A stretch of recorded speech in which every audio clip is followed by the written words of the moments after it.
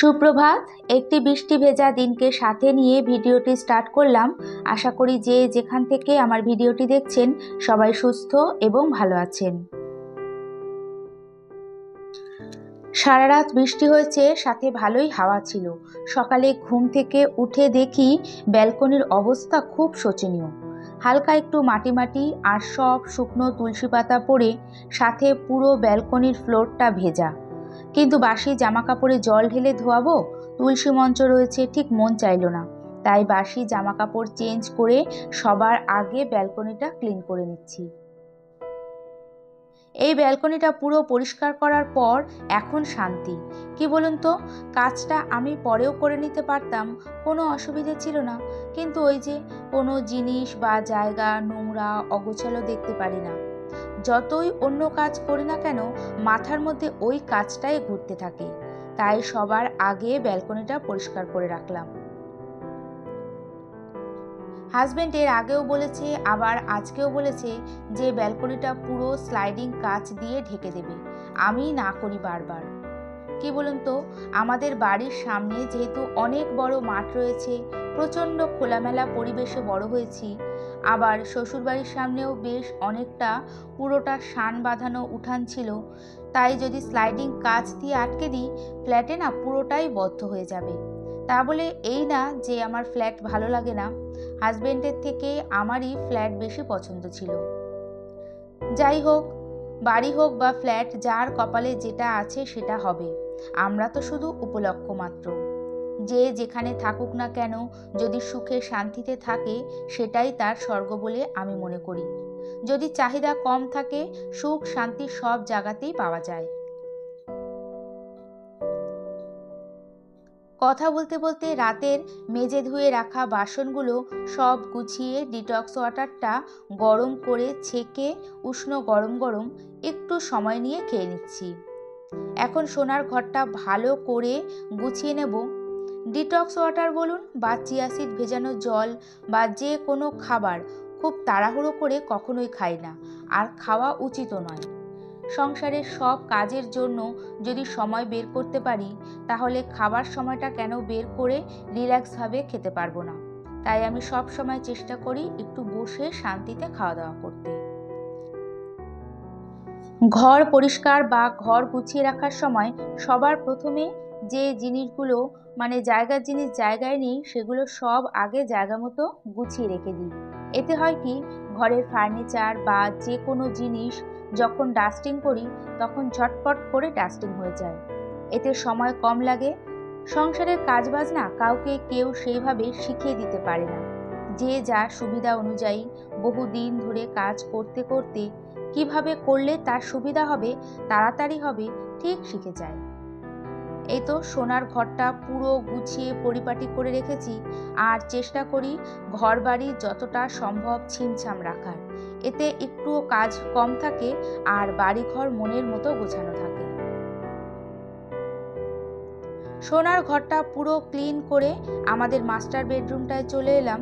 সবার প্রথমে আগে বেড কাভারটা চেঞ্জ করে নেব। বৃষ্টি বৃষ্টি বলে বেড কাভারটা চেঞ্জ করেও করছিলাম না, দুদিন হলো। আজকে চেঞ্জ করে নিলাম। ওয়াশিং মেশিনে অনেক জামা কাপড় রয়েছে, তাই ওয়েদারটা যেহেতু ভালো না, তাই কাচাও সম্ভব হচ্ছে না। রেগুলার ইউজের জামা কাপড় প্রায় বেশিরভাগ দিন হালকা হাতে কেচে নিই, সেগুলো প্রায় একদিন পর শুকোচ্ছে। তাই দেখি কবে একটু রোদের দেখা পাই, তখন সব একেবারে কেচে নেব। আজকে এখনো সকালের খাবারটা খাইনি, ভাবলাম প্রথমে ঘর তিনটে একটু গুছিয়ে নিই, তারপরে খাওয়া যাবে। অনেক সকালে ঘুম থেকে উঠি তো, তাই সাধারণত খুব বেশি দেরি করে ব্রেকফাস্টটা করি না। প্রত্যেকেরই সকালে ঘুম থেকে উঠে খুব বেশি সময় খালি পেটে থাকা মোটেও ভালো না। বাড়ির সবাইকে যথাসময় খাবার দাবার খাইয়ে দিলেও আমরা হাউসওয়াইফরা বেশ অনেকটা দেরি করেই খাই। সংসারে সারাদিনে প্রচুর প্রচুর কাজ থাকে, সেগুলো সঠিকভাবে করতে গেলে টাইমের মধ্যেই খাওয়া উচিত। এতে এনার্জি লেভেলটা বজায় থাকে, তখন কাজগুলো করতেও না ভালো লাগে, বিরক্তি আসে না। ওই কোন সকালে এক কাপ চা খেয়ে তারপর প্রচণ্ড খিদের পর খাওয়া দাওয়া করলে শরীর পুরো ছেড়ে দেয়। বাদবাকি যেই কাজটুকু থাকুক না কেন, সেটা আর করতে ইচ্ছা করে না। তাই সংসারের কাজগুলোকে স্মুথভাবে করতে গেলে এনার্জি লেভেলটাকে বজায় রাখতে হবে। এখন আমি ঘরের কাজ করতে থাকি, এরই সাথে কিছু কমেন্টস পড়ে নিচ্ছি। শাশ্বতী ডেইলি ব্লগ থেকে কমেন্টস করেছেন, থ্যাংক ইউ আমার কমেন্টসটা পড়ার জন্য। আপনাকেও ধন্যবাদ। আশা করি আগামী দিনেও এইভাবে কমেন্টস করবেন। ভালো থাকবেন। নন্দিতা দেবধর কমেন্টস করেছেন, তুমি ডিটক্স ওয়াটার ছেঁকে নেবার পর মশলাগুলো কি করো? রান্নায় ইউজ করো নাকি ফেলে দাও? আরও একটি ভিডিওতে কমেন্টস করেছে, ম্যাম আপনি হলেন অরিজিনাল দশভুজা। আপনাকে আমার আন্তরিক প্রণাম। আমার মাও ঠিক এইভাবে বাড়ির সমস্ত কাজ একা হাতে সামলাতেন। আমি তার একটাও নই। অনেক ধন্যবাদ তোমাকে নন্দিতা। নাম ধরেই বললাম, তুমি আমার থেকে মনে হয় বয়সে অনেক ছোট বোনের মতো, তাই। আর আমি ডিটক্স ওয়াটারটা ফুটিয়ে নেবার পর জিরে, জোয়ান, মৌরি এগুলো ফেলে দিই গো, কারণ ওর মধ্যে না আর কোনো গুণ থাকে না। আর আমি দশভুজা নাকি জানি না, কিন্তু বাড়ির সব কাজ একা হাতে সামলাই উইদাউট হেল্পিং হ্যান্ড। তুমি আরও অনেক কমেন্টস করেছো। একটা ভিডিওতে তো এত কমেন্ট পড়া সম্ভব নয়, তাই ভিডিওতেই রিপ্লাই দিয়ে দেব। এত দূরে সবাইকে ছেড়ে আছো, ভালো থেকো, সাবধানে থেকো। বিশ্বাস তপতি দিদিভাই অনেক দিন পর কমেন্টস করেছেন, অনেক লাভ দিয়ে লিখেছেন, খুব ভালো লাগলো তোমার ভিডিও দেখতে। আমি সব সময় কমেন্ট করতে পারি না, শুধু তোমার ভিডিও রেগুলার দেখি, ফলো করি। ভালো থেকো। অনেক লাভ দিয়েছে। তারপরে কেমন আছেন দিদিভাই? খুব খুব খুব ভালো লাগলো কমেন্টস করার জন্য। এই দিদিভাই আমার ভিডিওতে প্রায় রেগুলার কমেন্টস করতেন। জানি দিদিভাই রেগুলার কমেন্টস করা সম্ভব হয় না, মাঝে মাঝে করবেন। ভালো লাগলো, ভালো থাকবেন। তুয়াস মাম্মি থেকে কমেন্টস করেছে, আপু আপনার ভিডিও দেখতে খুব ভালো লাগে, ধন্যবাদ। আর মাঝে মাঝেই দেখি যে তুমি কমেন্টস করো, ভালো লাগলো, ভালো থাকবে, সুস্থ থাকবে। সুনিতা চৌধুরী কমেন্টস করেছেন যে নাইস ব্লগ, থ্যাংক ইউ। সব ঘরগুলো ঝাড় দিয়ে মুছে নেবার পর বাইরের করিডোরটা কিছুটা ভালো করে শুকনো করে মুছে নিলাম। শুধুমাত্র নিজের ঘরটুকু পরিষ্কার পরিচ্ছন্ন রাখলেই তো হবে না, সাথে বাইরেটাও সমানভাবে পরিষ্কার পরিচ্ছন্ন রাখা দরকার। কেউ যখন বাড়িতে আসবে, এন্ট্রেন্সটা যদি পরিষ্কার পরিচ্ছন্ন থাকে, তাহলে একটা পরিবার বা পরিবারের লোকজনদের প্রতি তার চিন্তাধারাটাও পাল্টে যায়। একটু হালকা হাতে সহজভাবে সব কিছু ক্লিন করে রাখা যায়। ঘরগুলো সব মুছে নেবার পর হাজবেন্ড আজকে ঠাকুর পুজোটা দিয়ে দিয়েছে। সত্যি কথা বলতে ঘরের কোনো কাজই তো সেভাবে করে না, তবে মাঝে মাঝে ঠাকুর পুজোটা দিয়ে দেয়। তারপর বাজারে গিয়েছিল, গিয়ে নিয়ে এসেছে বেশ অনেকটা পনির আর আমার পছন্দের দুধ চা দিয়ে খাবার জন্য বাপুজিকে আর ইলিশ মাছ। এই সারাদিন বৃষ্টি হচ্ছে দেখে হাজবেন্ড বলল, আজকে দুপুরে খিচুড়ি, ইলিশ মাছ ভাজা আর বেগুন ভাজা করো, সাথে পাঁপড় ভাজা। কিন্তু সকালে রাতে সে ভাতই খাবে, আর মেয়ে তো একেবারেই খিচুড়ি পছন্দ করে না। তাই সকালবেলা উচ্ছে আলু ভাজা আর এক পিস ইলিশ মাছ ভাজা দিয়ে হাজবেন্ডকে গরম গরম ভাতটা দিয়ে দেব। তারপর খিচুড়িতে যা যা লাগবে, ফুলকপি, আলু, বাদাম থেকে শুরু করে সব কিছু কেটে ধুয়ে গুছিয়ে রাখবো। একটু দেরি করেই খিচুড়িটা বসাবো, তাহলে গরম গরম থাকবে। আর এই গোবিন্দভোগ চাল আর ভাজা মুগ ডাল দিয়ে খিচুড়ি, এটা যে আমার কি প্রিয় খাবার, বলে বোঝাতে পারবো না। এই চাল বলে না, যে কোনো রকম খিচুড়ি আমার খুব পছন্দের। মাঝখানে বেশ কিছুটা সময় অনেক কাজ করেছি, যেমন বিভিন্ন কন্টেনার ধোয়াধুয়ি করেছি, আরও অনেক কাজ করেছি। আর এখন এই তো খিচুড়ি হয়ে গেছে। নামানোর আগে দিলাম বেশ কিছুটা ভাজা মশলা আর বেশ কিছুটা ঘি।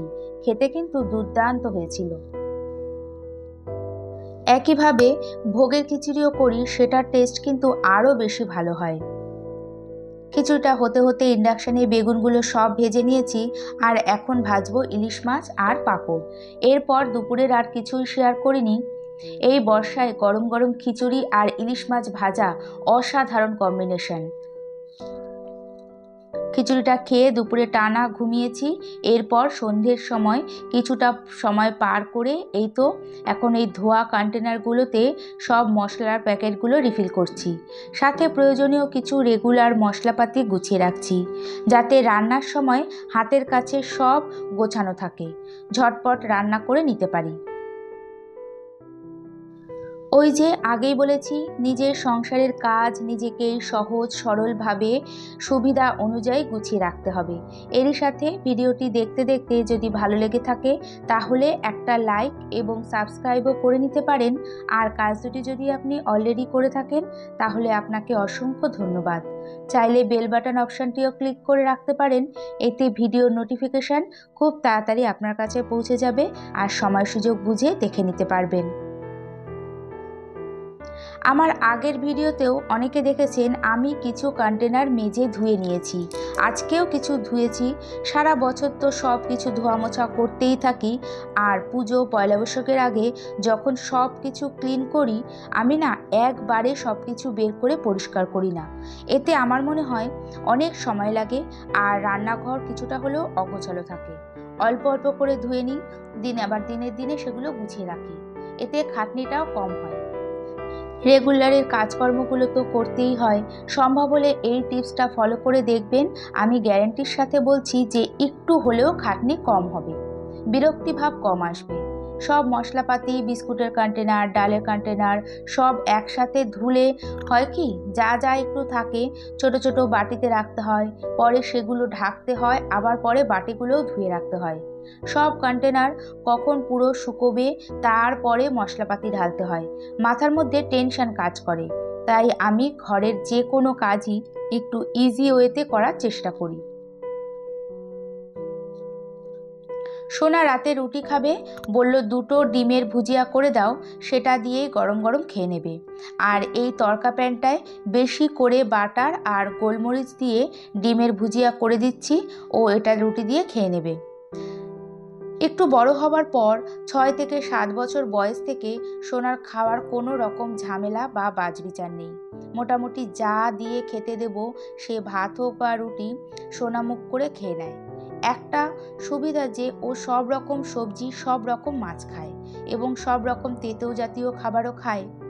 ওর সব থেকে অপছন্দের খাবার হচ্ছে খিচুড়ি আর ফলের মধ্যে সবেদা, তাই আর সেভাবে জোরও করি না। রাতে আমাদের সবার ডিনার কমপ্লিট, আর এখন বাসনগুলো সব মেজে ধুয়ে বেশ কিছুটা কাঁচা ছোলা ভিজিয়ে রাখছি। ভেজানো থাকলে যখন তখন খাওয়া যায়, বেশ কয়েকদিন চলে যাবে। সোনা কখনো এটা এমনি খায়, আমি মুড়ি দিয়ে খাই। তারপরে আবার সকালে ব্রেকফাস্টের জন্য 3টে ডিম ফ্রিজ থেকে বের করে রাখলাম। নর্মাল টেম্পারেচারে চলে আসলে পরে সকালে উঠে সিদ্ধ বসিয়ে দেবো। সাথে জিরে, জোয়ান, মৌরি দিয়ে 2 গ্লাস জল, রেগুলারের মতো ডিটক্স ওয়াটারটা ভিজিয়ে রাখলাম। প্রত্যেক দিন সকালটা আমি হেলদিভাবে শুরু করি, হয় চিয়া সিড ভেজানো জল, নালে ডিটক্স ওয়াটার দিয়ে দিনটা শুরু করি। আবারও দেখা হবে এই আশা নিয়ে আজকে ভিডিওটি এখানেই শেষ করছি। এতক্ষণ আমার সাথে থাকার জন্য অনেক ধন্যবাদ।